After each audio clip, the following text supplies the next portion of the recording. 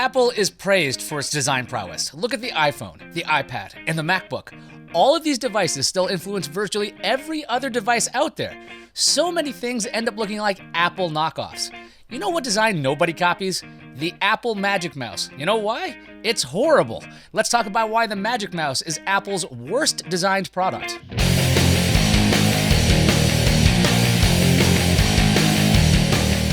That's the rundown, and this is Ayaz. It's been 57 years since the mouse was invented, and this is Apple's current offering. It's the Magic Mouse, which was first introduced in 2009. Here's what Apple said about the product. It's still a point-and-click mouse, but now the entire top surface of the mouse is basically it's a multi-touch sensor. This is the smartest mouse we've ever made. There's a chip inside that acts essentially as a brain. As you put your fingers on the top shell, it can determine where they're located, how many you have, and through your gesture, your movement, it can determine what your intent is. That's great. It can determine my intent, huh? You know what one of my intents are when I use a mouse? Not to get horrible hand cramps because the input device is not designed for hands to rest on. This seems very odd for a company like Apple. Check out this post on Reddit from several years ago. The poster says they are a longtime fan of Apple products and mentions that the mouse feels uncomfortable over long periods of time. The poster then asks, am I holding the mouse wrong, or is there a specific way in which I'm supposed to hold the mouse? There is not an ounce of sarcasm in this post, by the way. One helpful reply was, don't rest your palm on the Magic Mouse. Magic Mouse is supposed to be held using the fingertip grip.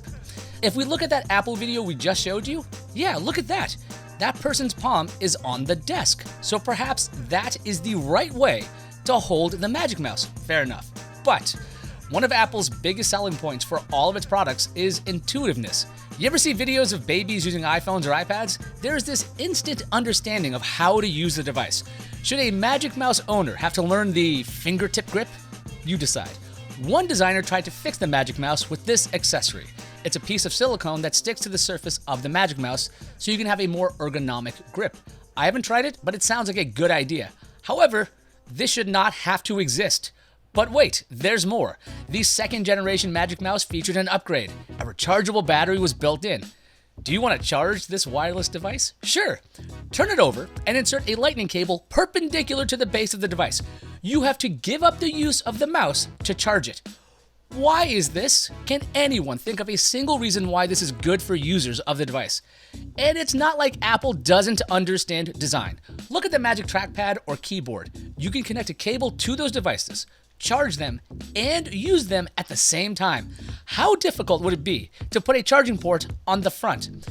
You know what's strange? Look at the first mouse ever from 1964.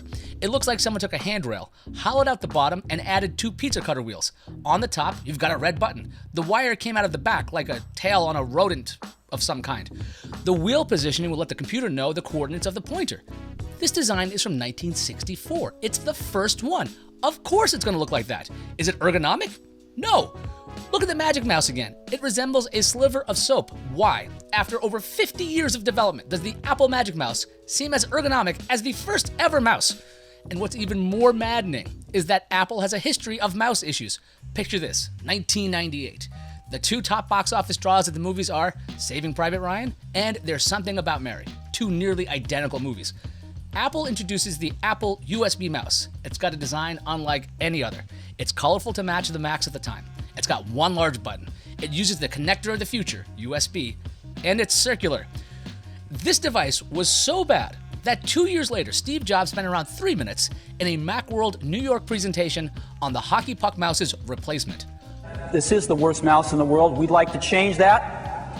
And today we are introducing a new mouse. Yay! What's mind-boggling is that over 20 years ago, Apple knew what issues impacted people who used a mouse. This Pro Mouse introduction included this slide.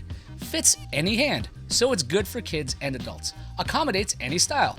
This is about how you click the mouse. The whole mouse's surface acted as a button. Jobs mentions it works for people who use 1 finger and those who plop their whole hand on it. So Apple knows how to handle mouse things. This is wild. Apple understands input. It makes some of the best trackpads in the world. The iPhone from Generation 1 was brilliant. a touchscreen that let you use your fat little fingers on a tiny screen, and it worked. Why does this device exist in its current form? On top of that, there's a world of competition in the space, so even if Apple completely forgot everything it ever knew about mouse design, it could look at over 50 years of progress and competitors for inspiration. Is the Magic Mouse really the worst designed Apple product? What would be the competition? Apple Pencil Generation 1. You remove a cap, which reveals a lightning connector. Practically, this kind of makes sense. You're using the pencil and it needs a charge. Quickly attach it to your iPad and get a boost. Sounds good. Is the design good? No. The second generation Apple Pencil fixes that weird connector thing. Is the Gen 1 pencil worse than the Magic Mouse? I don't think so. Mac Pro accessories are on a different plane. $700 wheels, $300 feet. The designs are fine, the cost borders on hilarity, however, they serve a function. The Apple Pro stand, $1,000. It costs more than an iPhone. I think the Mac Pro accessory argument applies here. Semi-functional design, ridiculous pricing. Why is the Magic Mouse worse than the things I just mentioned? All of those other products are essentially accessories. You don't need them. A mouse is critical for the use of a computer. The Magic Mouse is bundled with iMacs and Mac Pros. Yes, you can get a trackpad, but that's an extra $50. The Magic Mouse is the default pointing device. It's not ergonomic and can't be used while charging due to its design.